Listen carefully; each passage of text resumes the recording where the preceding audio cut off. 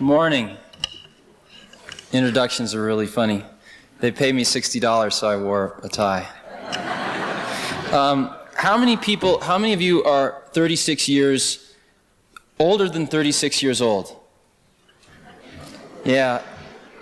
You were born pre-computer. The computer's 36 years old. And there's something sort of, I think that there's going to be a little slice in the timeline of history as we look back.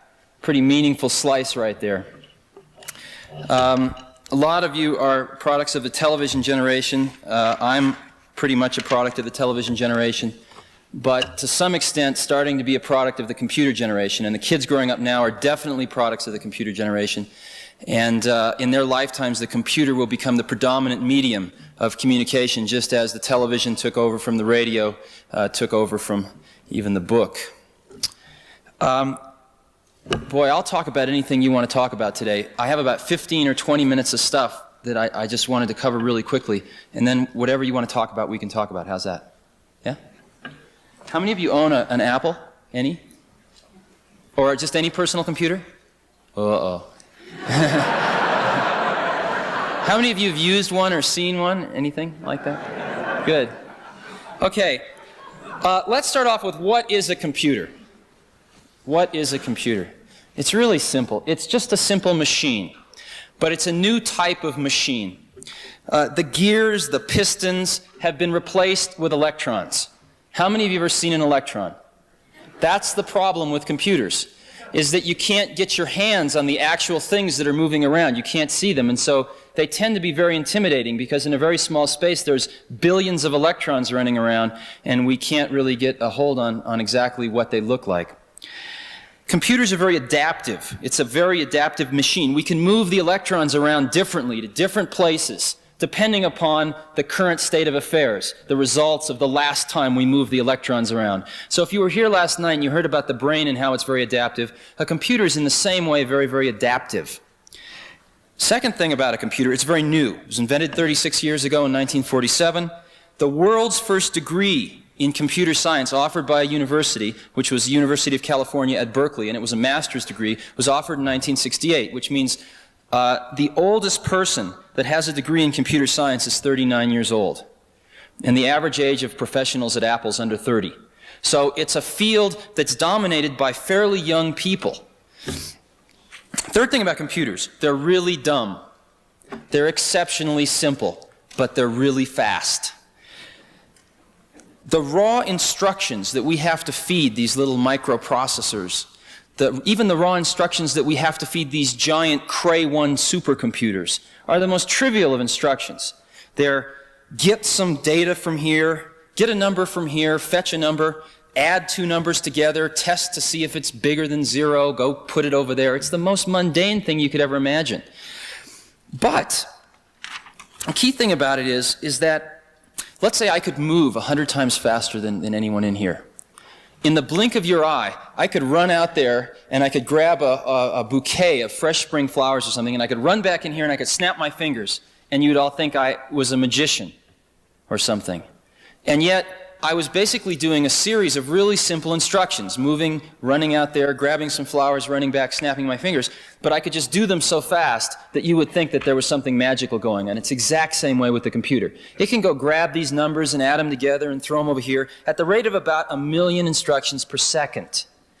And so we tend to think there's something magical going on when in reality there's just a series of these simple instructions. Now, what we do is we take these very, very simple instructions and we, by building a collection of these things, build a higher level instruction. So instead of saying turn right, left foot, right foot, left foot, right foot, extend hand, grab flowers, run back, I can say, could you go get some flowers? Could you pour a cup of coffee? And we have started in the last 20 years to deal with computers in higher and higher levels of abstraction. But ultimately, these levels of abstraction get translated down into these stupid instructions that run really fast. Let's look at the brief history of computers. Best way to understand it's probably an analogy. Take the electric motor. The electric motor was first invented in the late 1800s, and when it was first invented, it was only possible to build a very, very large one, which meant that it could only be cost justified for very large applications, and therefore electric motors did not proliferate very fast at all. But the next breakthrough was when somebody took one of these large electric motors and they ran a shaft through the middle of a factory and through a series of belts and pulleys shared the horsepower of this one large electric motor on 15 or 20 medium-sized workstations, thereby allowing one electric motor to be cost justified on some medium-scale tasks. And electric motors proliferated even further then. But the real breakthrough was the invention of the fractional horsepower electric motor. We could then bring the horsepower directly to where it was needed and cost justify it on a totally individual application. And I think there's about 55 or so fractional horsepower motors now in every household. If we look at the development of computers, we see a real parallel. The first computer was called the ENIAC in 1947. It was developed particularly for ballistic military calculations. It was giant. Hardly anyone got a chance to use it. The next real breakthrough was in the 60s with the invention of what was called time sharing. And what we did was we took one of these very large computers and we shared it. Since it could execute so many instructions so quickly, we'd run some on Fred's job over here, and then we'd run some on Sally's job, and we'd run some on Don's job, and we'd run some on Susie's job, and we'd share this thing, and it was so fast that everyone would think they had the whole computer to themselves. Time sharing was what really started to proliferate computers in the 60s, and most of you, if you've used computer terminals connected with some umbilical cord to some large computer somewhere else, that's time sharing. That's what got computers on college campuses in large numbers. The reason Apple exists is because we stumbled on to fractional horsepower computing 5 years before anybody else. That's the reason we exist. We took these microprocessor chips, which is sort of a computer on a chip, and we surrounded it with all the other stuff you need to interact with a computer, and we made a computer that was about 13 pounds. And people would look at it and they'd say, well, where's the computer? This is just a terminal. And we'd say, no, that is the computer. And after about 5 minutes of repeating this, finally a light bulb would go on in their minds. And they'd decide if they didn't like it, they could throw it out the window or run over it with their car. But that this was the entire computer. That's why we exist, fractional horsepower computing. This fractional horsepower computing has created a revolution. It was invented in 1976, the first personal computer. This year, in 1983, the industry is going to ship over 3 million of the little buggers. 3 million. By 1986, we're going to ship more computers than automobiles in this country. And let me digress for a minute. One of the reasons I'm here is because I need your help. If you've looked at computers, they look like garbage. All the great product designers are off designing automobiles, or they're off designing buildings, but hardly any of them are designing computers. And if we take a look, we're going to sell those 3 million computers this year. We're going to sell those 10 million computers in '86, whether they look like a piece of shit or they look great. It doesn't really matter, because people are going to just suck this stuff up so fast that they're going to do it no matter what it looks like. And it doesn't cost any more money to make it look great. There are going to be these objects, this new object that's going to be in everyone's working environment, and is going to be in everyone's educational environment, and is going to be in everyone's home environment. And we have a shot at putting a great object there, or if we don't, we're going to put one more piece of junk object there. By 86, 87, pick a year, people are going to be spending more time interacting with these machines than they do interacting with their big automobile machines today. People are going to be spending 2, 3 hours a day sometimes interacting with these machines, longer than they spend in a car. And so the industrial design, the software design, and how people interact with these things certainly must be given the consideration that we give automobiles today, if not a lot more.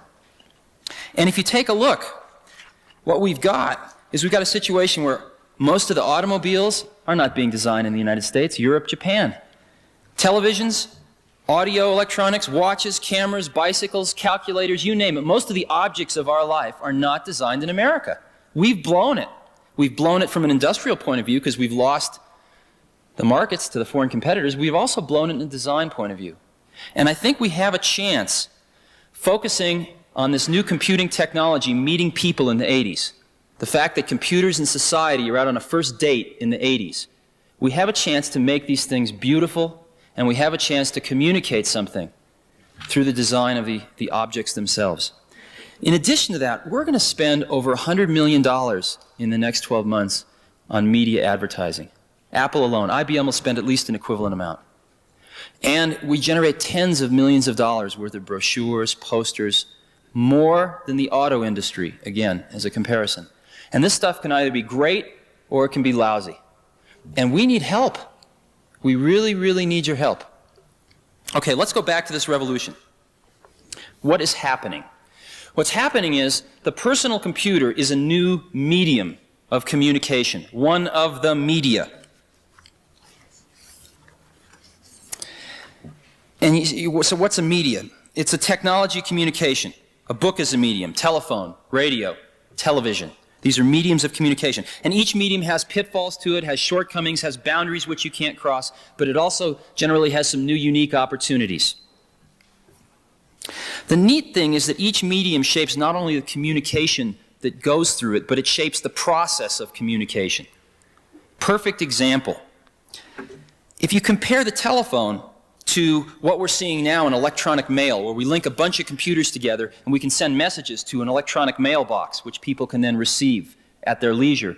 We see that, indeed, in one sense we're sending voice through these wires, and in another sense we're sending ones and zeros through these wires. So the content that's traveling through the medium is certainly different. But the most interesting thing that's different is the process of communication. When I talk on a telephone with anyone, we both have to be on the phone at the same time. When I'm working or when I want to send something to somebody with a computer terminal, I want to do a drawing and zip it over and put it in their mailbox, they don't need to be there. They can retrieve it at 12 a.m. in the morning. They can retrieve it 3 days later. They can be in New York and retrieve it.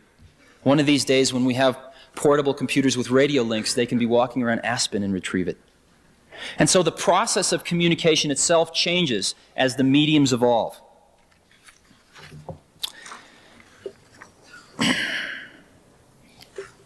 So what I'm claiming is that computers are a medium, and that personal computers are a new and different medium from large computers. What happens when a new medium enters the scene is that we tend to fall back into old media habits. And let's look at a few transitions from one medium to another. Radio to television, television to this incredible new interactive medium of the video disc.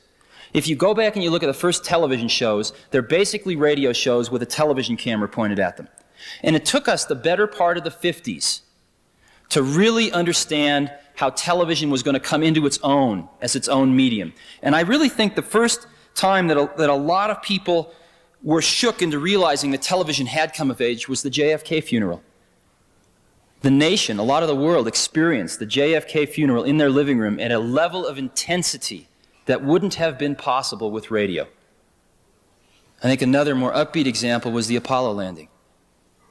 That experience was not possible with the previous medium, and yet it took us the better part of 20 years for that one to really evolve. Let's look at the next transition.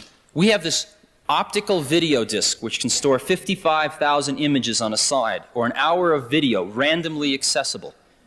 What are we using it for? Movies. We're dropping back into the old media habits.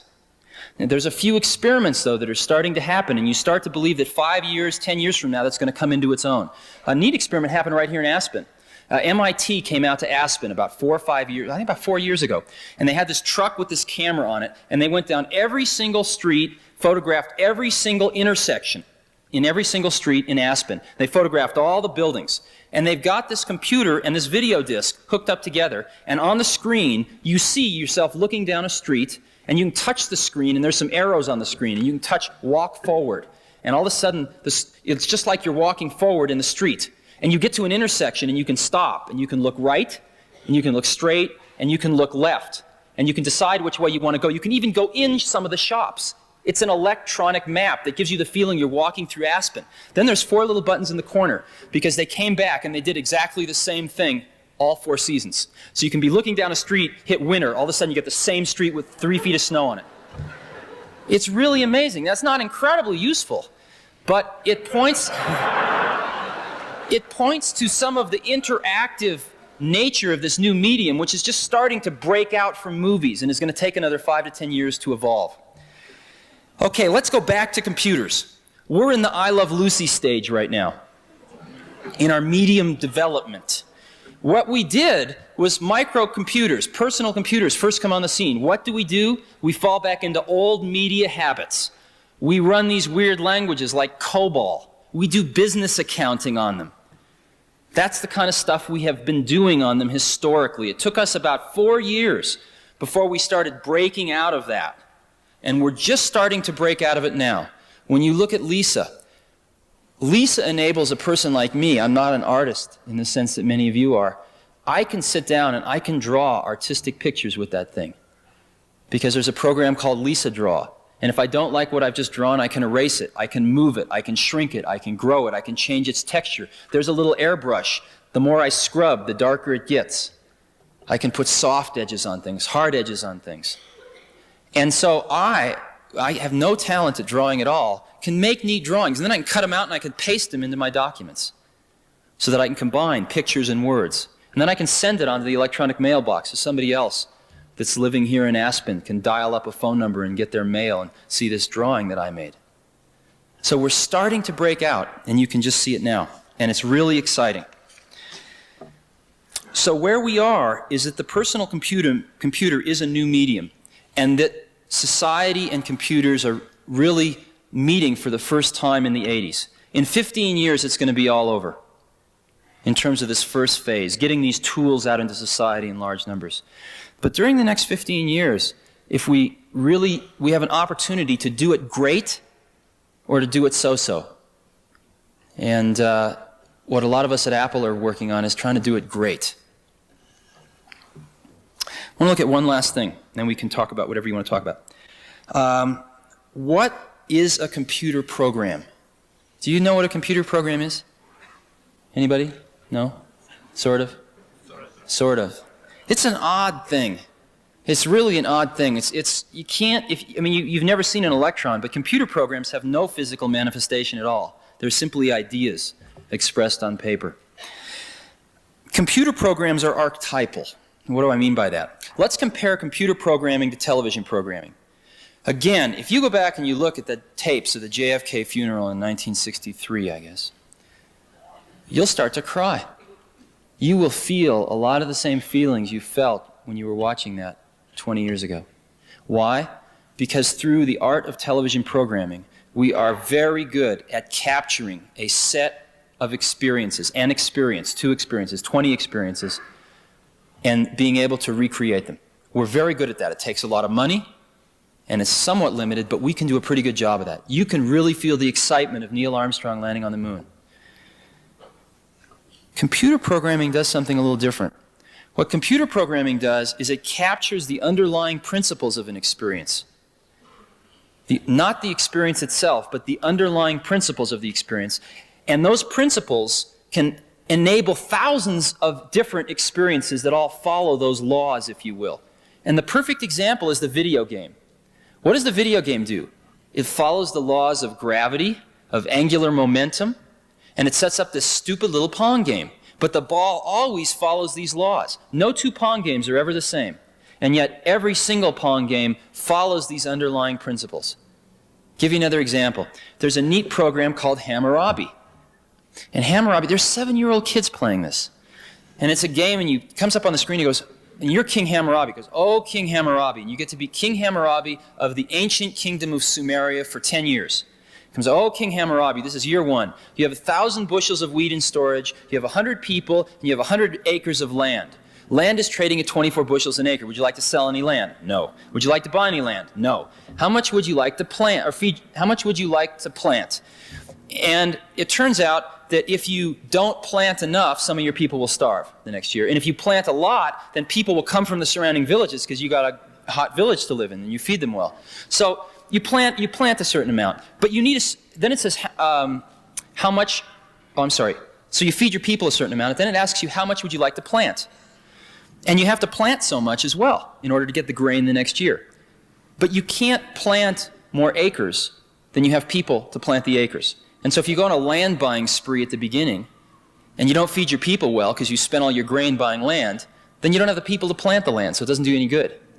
If you don't plant the land and you feed your people a ton, all these other people come from the surrounding villages, but they starve the next year. And there are these 7-year-old, and it goes on year 2, year 3, and every once in a while it throws in the rats ate some of the grain and you're in deep trouble. What are you going to do? Kill some people or sell some land or whatever. And it's crude, but basically there are these 7-year-old kids playing with this macroeconomic model. And you can argue about the content of the model, but one thing you can't argue about, they will sit there for hours and play that and learn. And we've got to get our models better and more sophisticated, but that is an interactive way of learning that none of us ever had when we were growing up. And again, thousands of individual experiences, but all based on that one set of underlying principles. When I was going to school, I had a few great teachers and a lot of mediocre teachers. And the thing that probably kept me out of jail was books, because I could go read what Aristotle wrote or what Plato wrote, and I didn't have to have an intermediary in the way. And a book was a phenomenal thing. It got right from the source to the destination without anything in the middle. The problem was you can't ask Aristotle a question. And I think as we look towards the next 50 to 100 years, if we really can come up with these machines that can capture an underlying spirit or an underlying set of principles or an underlying way of looking at the world, then when the next Aristotle comes around, maybe if he carries around one of these machines with him his whole life, his or her whole life, and types in all this stuff, then maybe someday after the person's dead and gone, we can ask this machine, hey, what would Aristotle have said? What about this?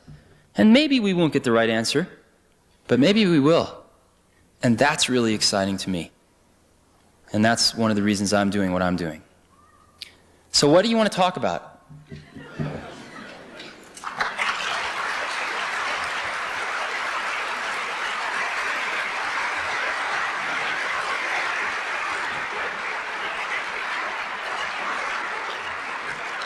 Yeah. The interconnection of these personal computers, how they will communicate with each other, unified. Yeah, it's a mess. What's happening now? Okay. How are we all going to work together? Okay. How are these computers all going to work together? They're going to probably work together a lot like people. Sometimes they're going to work together really well, and other times they're not going to work together so well.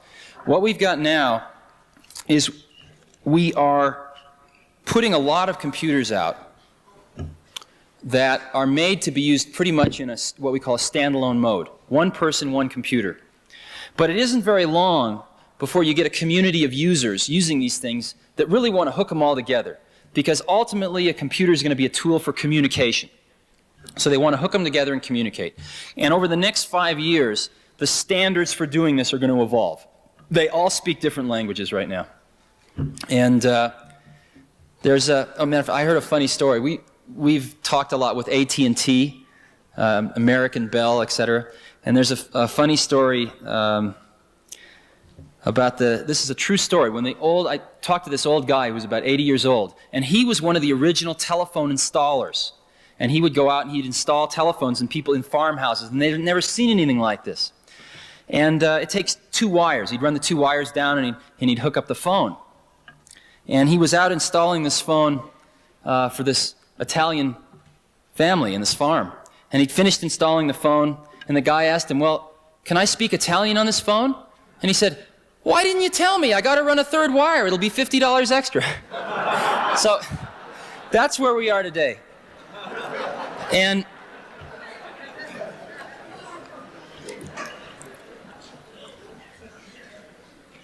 what happened, there's been a few installations where people have hooked these things together. The one installation that stands out is a Xerox did it at a place called Palo Alto Research Center, or PARC for short. And they hooked about 100 computers together on what's called a local area network, which is just a cable that carries all this information back and forth. And an interesting thing happened when they did that. What happened was that you'd have a distribution list. So you'd want to send a memo to all the people in this group. And so you'd say, okay, you'd write a memo and you'd send it to the distribution list for all the people interested in the November forecast or new product Delta or whatever you're working on. But then an interesting thing happened. There were 20 people and they were interested in volleyball. So a volleyball distribution list evolved. And when there was the volleyball game next week was changed, you'd write a quick memo and send it to the volleyball distribution list. Then there was a Chinese food cooking list. And before long, there were more lists than people. And it was a very, very interesting phenomenon, because I think that that's exactly what's going to happen. is that as we start to tie these things together, they're going to facilitate communication and facilitate bringing people together in the special interests that they have. And we're about 5 years away from really solving the problems of hooking these computers together in the office. And we're about 10 to 15 years away of solving the problems of hooking them together in the home. And a lot of people working on it, but it's a pretty fierce problem. Now, Apple's strategy is really simple. What we want to do is we want to put an incredibly great computer in a book that you can carry around with you that you can learn how to use in 20 minutes. That's what we want to do, and we want to do it this decade. And we really want to do it with a radio link in it, so you don't have to hook up to anything. You're in communication with all these larger databases and other computers. We don't know how to do that now. It's impossible technically. So we had three options. One was to do nothing. And as I mentioned, we're all pretty young and impatient, so that was not a good option. The second one was to put a piece of garbage computer in a book. And we can do that, but our competitors are doing that, and so we don't need to do that. The third option was to design the computer that we want to put into the book eventually, even though we can't put it into the book now. And right now, it fits in a bread box, and it's $10,000, and it's called Lisa.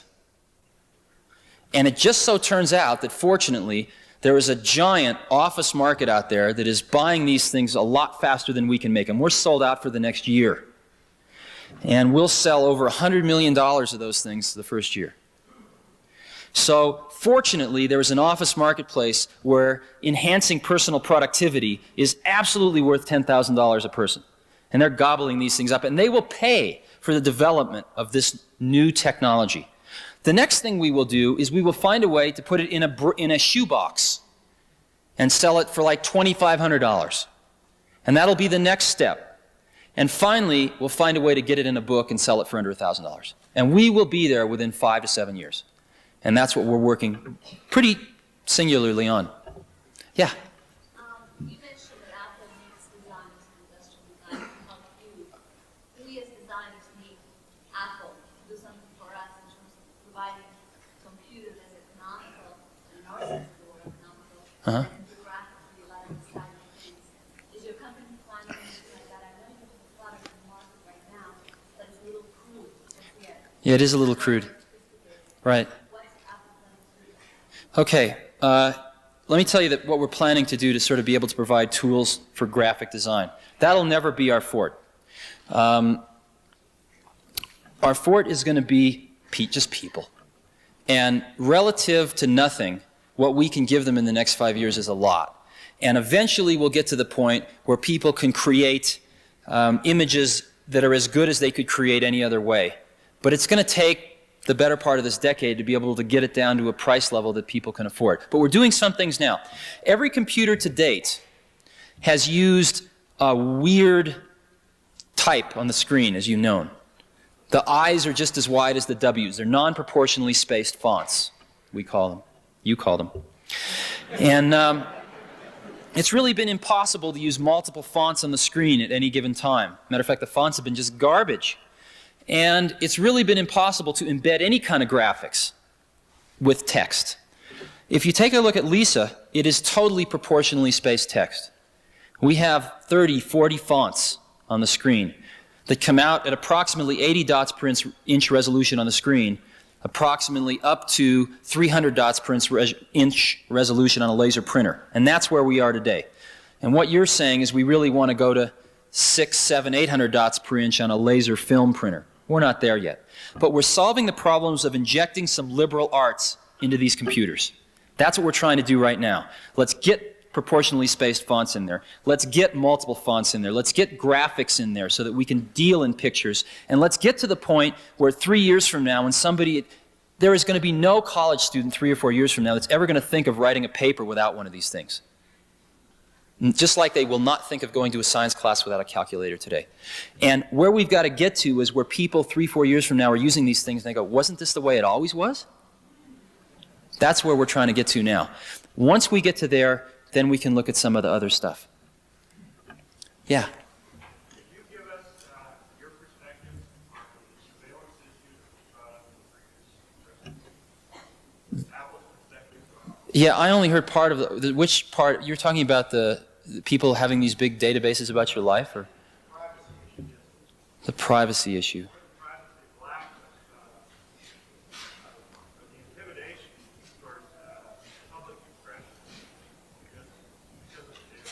Okay.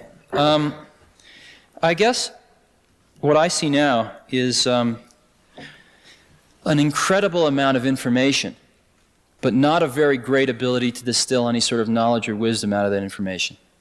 We are all bombarded with information every day, and there is so much information in data banks, in congressional budgets, in testimony, in books, journal articles being published every day, and our ability to turn all that information, to filter it to what we're interested in, and to turn it into something useful to us, into some knowledge, is very low. So I think if we're really interested in a distributed society where the ability to understand things and the ability to distill information, knowledge from information, is possessible by everyone, that the first thing we've got to do is give tools to people to help them do that. Because right now, those tools are centralized. Do you see what I'm saying? So I think the first step towards ensuring that we don't get a concentration of something that you don't want is to distribute that intelligence, if you will, that can turn all this information into some sort of knowledge for us, so that we can get on and we can look at any congressional testimony that has to do with gun control, any journal articles published, any newspaper articles published, so that I can come home and on a weekend peruse the weekly outpouring of information, but put a filter on it, because I'm only interested in gun control. And I can find out that my congressman gave some testimony last week about gun control that I didn't agree with, so I can get on and write him a pretty nasty letter and zing it on the email system and make sure that at least one of his aides will read it tomorrow. And I think that that probably is a lot more important than worrying about these global databases. I don't think that you're going to find we're moving rapidly into an era of electronic funds transfer. And I think that's probably the thing that people are most concerned about right now. Because you could keep a history of our whereabouts and things like that just based on financial transactions. And I think that's the thing people are most concerned about right now. But I haven't heard a ton of issues concerning these giant databases knowing everything about us that had much substance to them. The thing I'm most concerned with is the ability to turn all this stuff into something we can do something about. Does that make any sense? I didn't get much sleep last night, so I'm a little fuzzy. Yeah.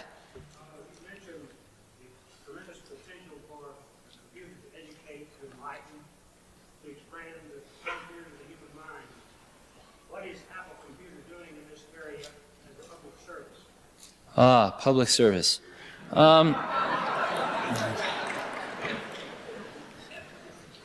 We don't do things because we think they're public services. We do them because we think they ought to be done, I guess. We do them because we want to do them. We're doing a few things. The first thing we're doing is there's a situation that's occurring in schools right now in that this all started, the former governor of California, Governor Brown, started this thing called the California Commission on Industrial Innovation in 1980. And it turns out, we'll do about $1 billion this year. And we have a business plan that looks out 5 years. It's not always accurate, but it shows us the trends, shows us the general directions, shows us some of the pitfalls. California is 22, I think $300 billion economy. GNP, basically, is associated with California. And California doesn't have anything. There isn't one scrap of paper. There didn't used to be one scrap of paper written down. So Governor Brown got all these people together and said, we got to figure out where we're going, because we don't want to have a planned economy, but we need the infrastructure to support it. And infrastructure takes time to build. So we have to at least understand the trends. If you want to be turning out more engineers next year, you can't start this year. You have to have started 5 years ago. You have to train the teachers, et cetera, et cetera. So what infrastructure are we going to need to support the growth? Well, the first thing we looked at was employment, jobs. And what we found was that about 44% of the new jobs in California in the 1980s come directly and indirectly from high technology. And we looked at that and we said, shit. And What are we going to do to further that, and what's going to hinder that? And there were three things that came up, but the biggest one was education by a long shot. And we looked at the education systems, and we are turning out almost as many welders in California as we are computer scientists. And these welders are coming out of school, and there ain't any jobs for them. And this is just a minute example of the problem. And so one of the things that Apple decided to do, and this is not going to make a giant difference, but it could be a catalyst to get something started, is we decided we wanted to give a computer to every school in America. And there's 100,000 schools in America. And we figured if there was just one there, at least the kids that were interested would somehow find a way to get to it. And possibly they would start to understand a little bit about what computers were, maybe integrate them into one or two classes. And so we figured that that would cost approximately $50 million, and we'd go broke. So we went to Congress, and we said, look, we'll pay 10 of this if you pay 40 of it. That's 10 right out of our bank account. And just to give you a perspective on it, in 1981, Apple made $40 million total after working our butts off for a year. And so we were willing to spend 25% of our 81 profits to do that. And we got very close to getting this passed, but Bob Dole in the Senate killed it because he didn't really understand it. But California, being the bellwether state it was, passed the same law because we pay California tax. And so we call the program The Kids Can't Wait. The kids can't wait for educational bureaucracy to get around to it. The kids can't wait for their parents to understand about it and buy them one. So we're just going to get one in there right now. And we are, the law got passed in California. There are 10,000 schools in California. The program was announced 60 days ago, and starting next month we roll out 10,000 computers, one free to every school in California.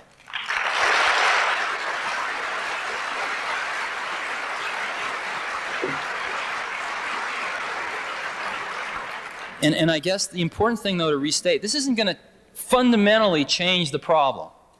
But at least it's going to get one computer in there so that if there is a student, especially in one of the schools that can't afford these things, which is another thing that concerns us, this computer have not split, at least they'll get exposure to one. So, yeah?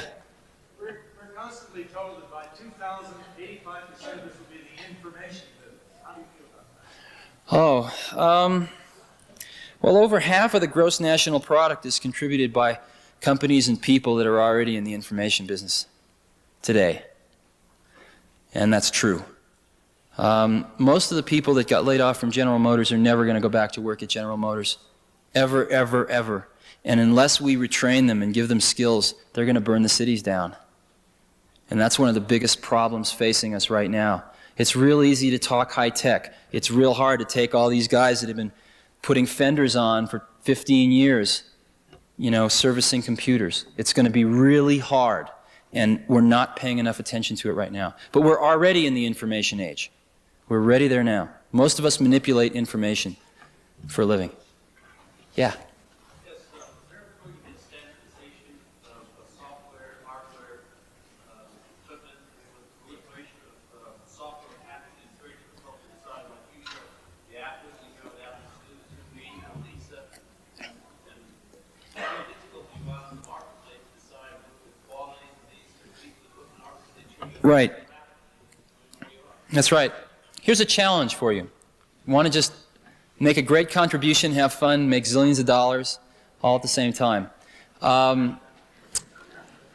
There are about 20,000 programs for the Apple II. There's for the IBM PC, which is the second most popular one now, there's about maybe 2,000 programs. That's a lot. And you go to buy one of these things and you don't know what to buy. So you go ask the computer dealer, which one should I buy? And that person doesn't know. They're out selling computers. They're not looking at software, and so they give you a bullshit answer and you buy it, and maybe you're happy and maybe you're not. Now, compare that to records. Most people walking into a record store know exactly what record they want to buy. They don't go up and say, what record should I buy?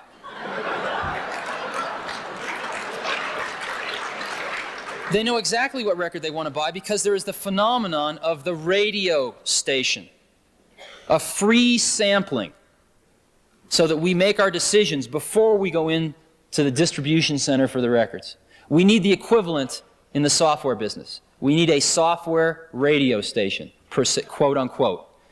And what's going to happen is that I think right now software is information, and the information is expressed with a bunch of ones and zeros. And what we do now is we take those ones and zeros and we encode them magnetically on this piece of mylar with a bunch of gook on the surface of it that remembers the ones and zeros. We take it, we put it in a package with a manual, we take that, we put it on a truck, we ship it to a dealer, they take it out of the truck, they put it on the shelf, it sits there for a while, costing them money. A customer comes in, peruses them, and picks one out, takes it home, shoves it in their computer, and it translates it back to electrical impulses of ones and zeros. Now, I mean, that's a pretty long path. Where we'll be going is transmitting this stuff electronically over the phone lines, to where when you want to buy a piece of software, we take our ones and zeros, and you ever push a touch-tone phone and you're doot, doot, doot, doot, doot, doot, doot, right? We'll send tones over the phone that the computers will understand and go directly from computer to computer. That's what we'll be doing. Once we do that, maybe it's possible to say, well, we'll give you 30 seconds of this program for free, or we'll give you 5 screenshots, or we'll let you play with it for a day. And if you want to buy it, just type in your Visa number and you got it. I don't know how we're going to do it, but we need a radio station. Yeah. Could you address about computer literacy? What you've done with Lisa seems to be changing the parameters of computer literacy. The person who's in office has really knows something about the machine. Right. Now they actually know how to roll them out. So where do you see it now? Where do you see it going? Okay.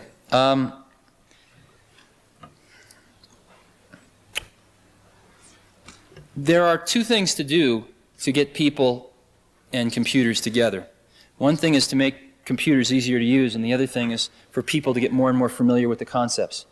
How many people here own a Hewlett-Packard calculator? Yeah, not a lot. How many people know about them, right? Do you know the difference between reverse Polish notation and the way the TI ones work? How the HP ones sort of work backwards, right? Do you know about that? No? Some of you do, though. Right? Probably maybe a quarter of you, maybe. If you had tried to explain that to somebody 10 years ago, it would have been just like computers are now. And yet, in 10 years, the HP 35 was first introduced in 1972. In 10 years, people gradually understand some of these concepts. If you'd given one of these Casio watches, which has got 18 alarms and plays music for you and everything else, to somebody 10 years ago and tried to explain to him how to set the alarm and stuff like that, it wouldn't have been possible. Automatic bank telling machines, et cetera, et cetera. So gradually the level of technical literacy is rising. The problem is we're educating people on these garbage devices. You know, setting a Casio watch is really a pain still. So even though we have products like Lisa, we are still going to need to educate people about what computers are and what they do. But where we're trying to get is we're trying to get away from programming. We've got to get away from programming because people don't want to program computers. People want to use computers. And so our strategy right now is let's write some programs that are generic, that sort of will write 90% of the program and you fill in the last 10% of the blanks. And a perfect example of that's a word processor. A word processor can be used to write a business letter, a report for a college exam. It can be used to write a correspondence letter to your friend. Same word processor. We write it once, millions of people use it. Another program, there's a lot of database programs. There's some spreadsheet modeling programs where we do 90% of the work, you do the other 10. Where we're moving in the future, though, is programming with graphics, connecting the dots, if you will. And that's what you'll be seeing more of over the next 5 years. What's really exciting, though, let me give you a little... some of the finest people are going into software right now.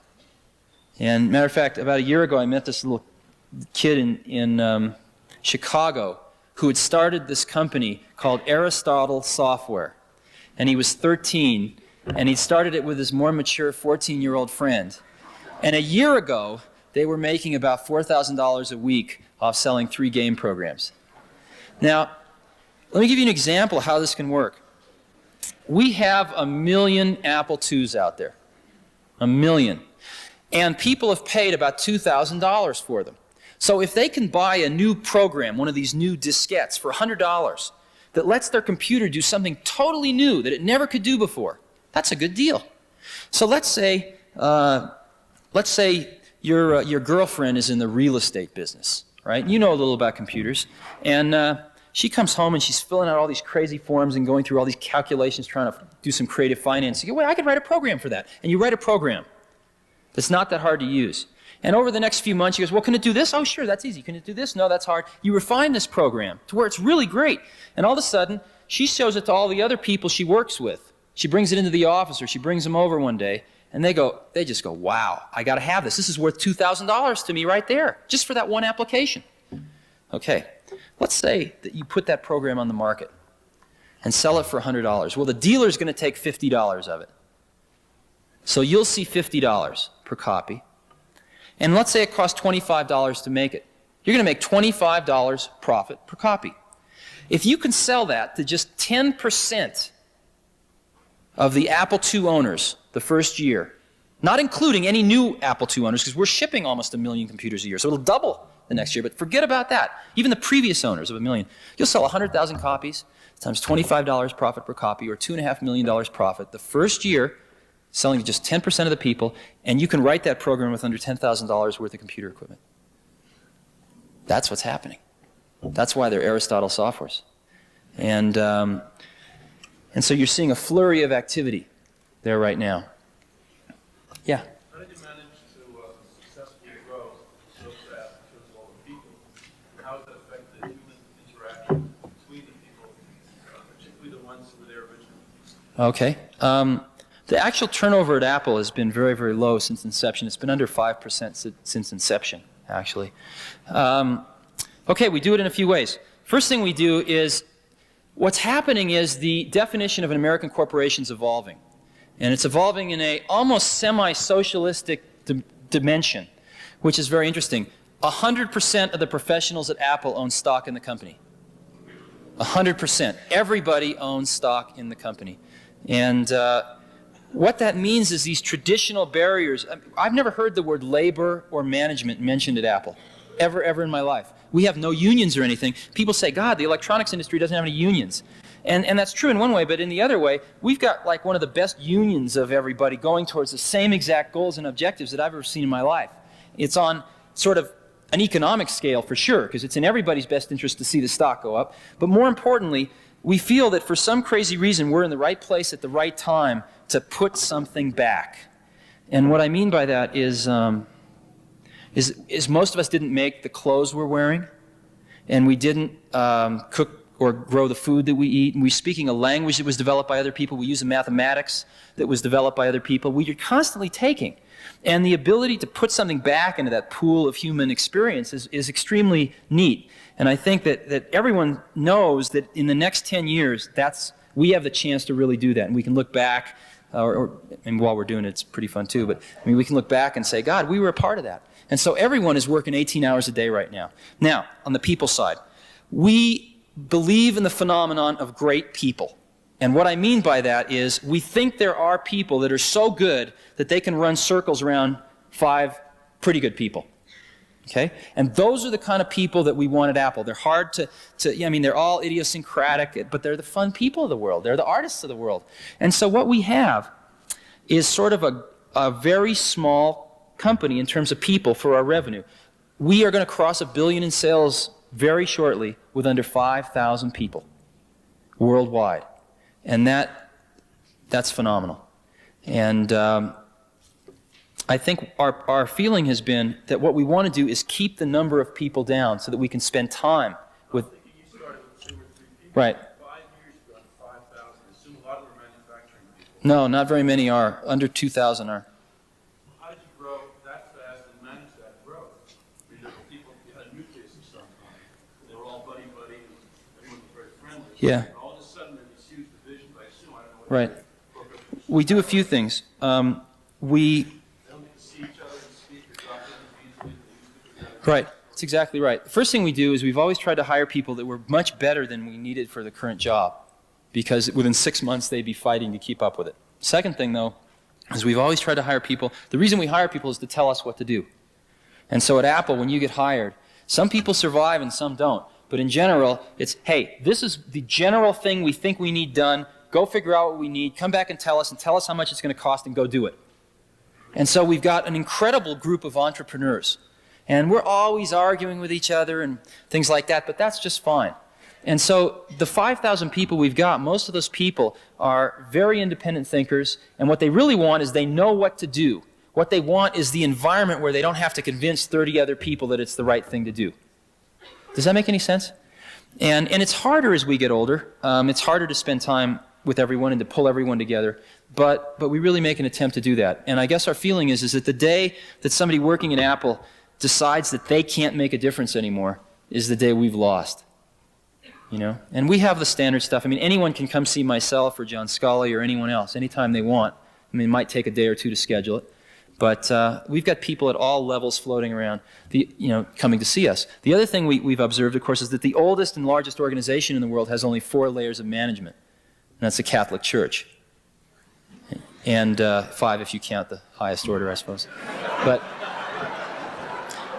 And so we see no reason why we need over 4 layers of management. And indeed, we have usually about 3.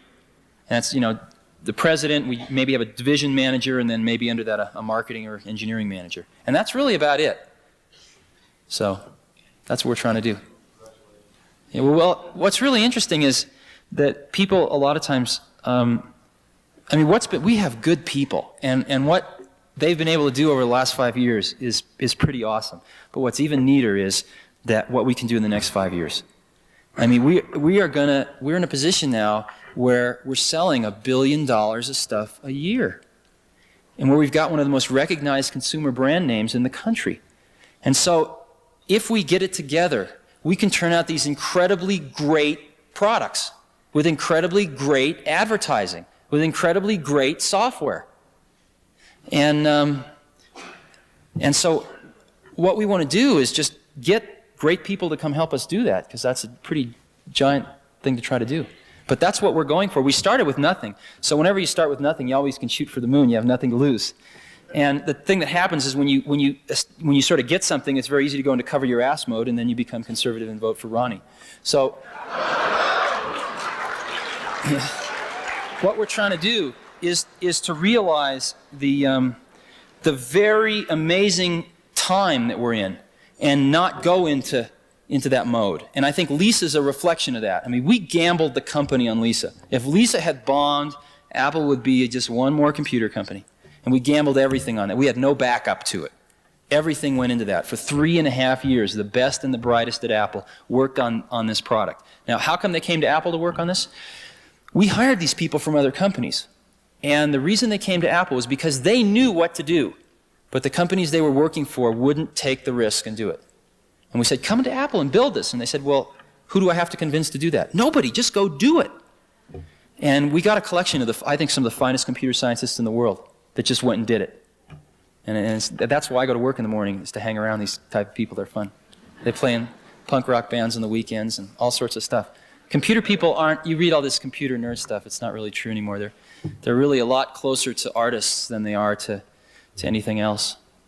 They come into work at about, I don't know, anytime they want, but usually about 11 in the morning, 12 in the morning, play a few rounds of ping pong, work really hard. They work really hard, but they'll work, and generally about 4 we go out and maybe play, a game of volleyball somewhere or something like that, and then in the evening we work, and then they'll have dinner, and we'll go out to a Japanese restaurant for dinner or something, and come back, and they'll work till about 2 or 3 in the morning.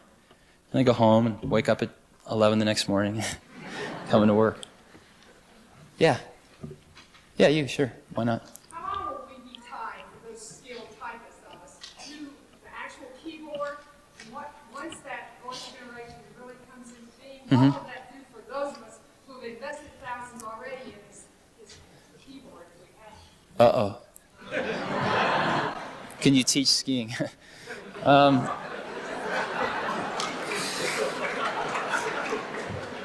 Voice recognition is it's going to be the better part of the decade away. We can do toy voice recognition now. The problem is it isn't just recognizing the voice. When you talk to somebody, understanding language is much harder than understanding voice. We can sort of sort out the words, but what do they all mean? And most language is exceptionally contextually driven. In other words, one word means something in this context, it means something entirely different in another context. And when you're talking to somebody, people interact. It's not a one-way communication. It's going, yep, yep, yep, yep, and they gracefully interact. They go in and out of levels of detail. And boy, this stuff's hard. So I think you're really looking at the better part of a decade before we get even close to that. I don't know how much time we have. I think I'm about to get. Thank you very much. I've enjoyed it.